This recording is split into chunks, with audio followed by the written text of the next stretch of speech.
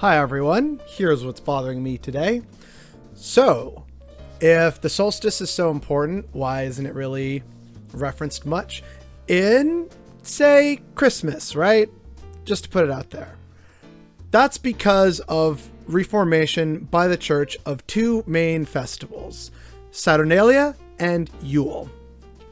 Now, Saturnalia we're going to talk about first because it's kind of more relevant to early Christianity as a core festival, whereas Yule was kind of how we got this.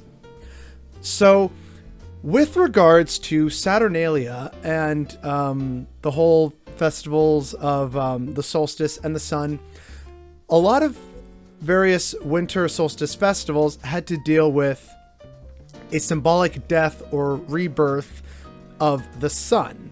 This is where you get names like Sol Invictus, or the names of certain festivals in Hinduism, which are named after the constellations that the sun passes through at that point in the year. So, with that in mind, Christianity's earliest home was, of course, in the Roman Empire. It was, after all, the Romans who killed and crucified Jesus. At the end of the day, though, major Roman holidays, they tended to focus on different, what were called cults that were usually officially approved. So the cult of Sol Invictus, the cult of various gods that had been brought over from various other regions of the empire. One of the most famous importations was the Roman god Mithras, imported from the Persians. And this means that there's already a lot of varied sun worship of some kind in the Roman Empire.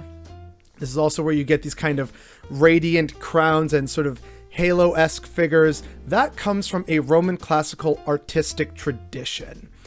And if you want to take that a step further, you could argue that then the festival of Saturnalia, which was about reversals, so, you know, the sun has now reversed its track in the sky. Instead of constantly going lower and lower in the horizon, it now starts to climb higher and higher in the horizon. It's changed, it's reversed. And so a major theme of Saturnalia festivals, and it is important to remember that Saturnalia was often held at the opposite bookends of the solstice. So it usually ran from December 17th into December 23rd.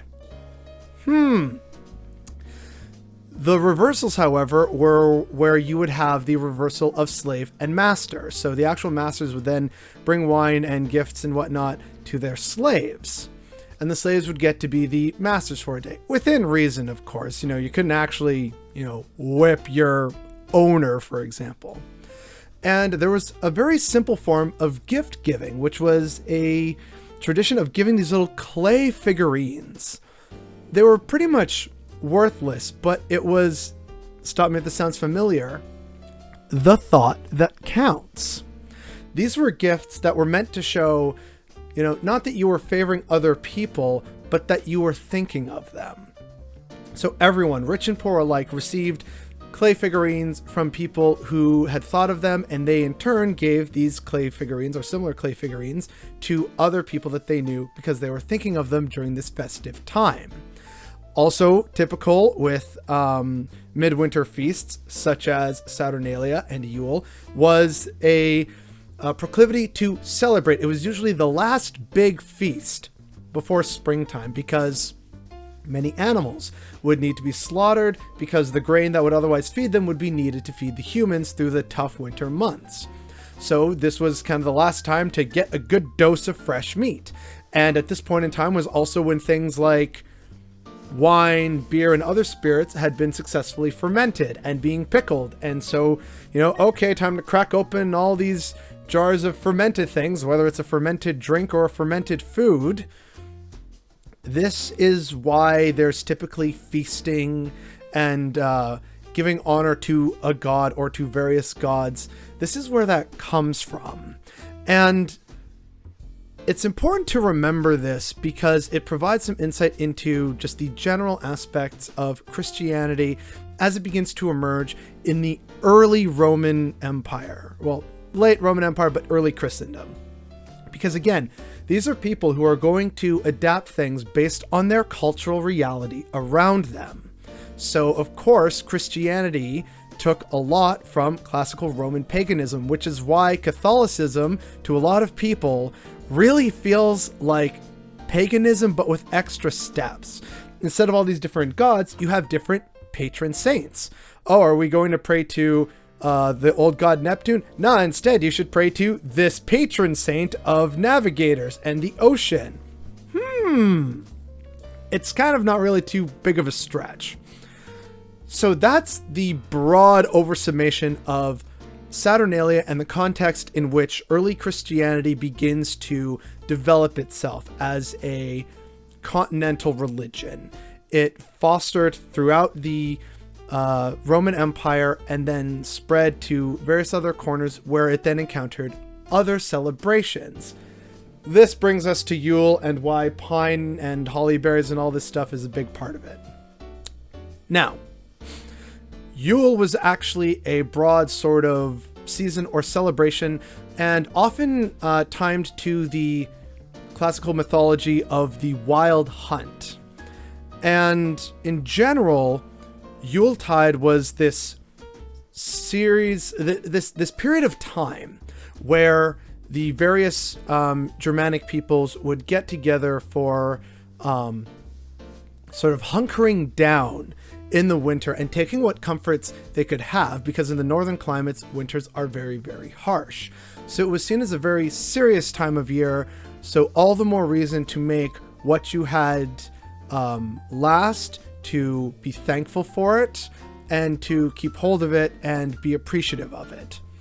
And so as Christianity spread into these areas such as Germany, Scandinavia, the early Christianization of the former Viking areas, what ends up happening is that to aid in the conversion, a lot of Christian religious leaders end up changing, Yuletide celebrations to Christmastide celebrations.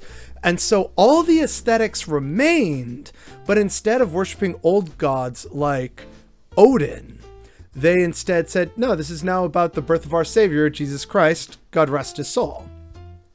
And that's the main reason why we have Yule logs. And some songs will still sing about Yuletide or Christmastide greetings. People sing about cold wintry nights and Christmas carols and, fireplaces and pine trees, which were usually brought into the home as a sign of everlasting, life, because a pine tree is green throughout the year. So it was a nice memento in winter. It also was symbolic of a certain deity, but I can't remember the deity's name. So all these and more are very clearly pagan influences on what we consider to be the Christmas season and the Christmas spirit, which in general kind of stands in contrast to the original setting of Christianity and the birth of Jesus, which was in the desert, in the Middle East. Nary a Christmas tree or a speck of snow in sight.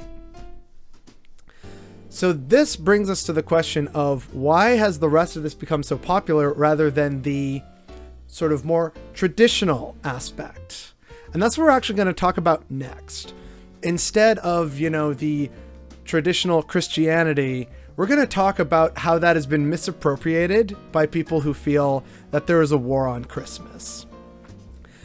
But in terms of this video, I think it's important for a lot more people to realize and not reject all these influences on Christmas, but to kind of just accept it that, yeah, you know what? It's a part of culture, society, and these influences should be celebrated. If you're someone who believes in multiculturalism, Christmas is actually a great example of it.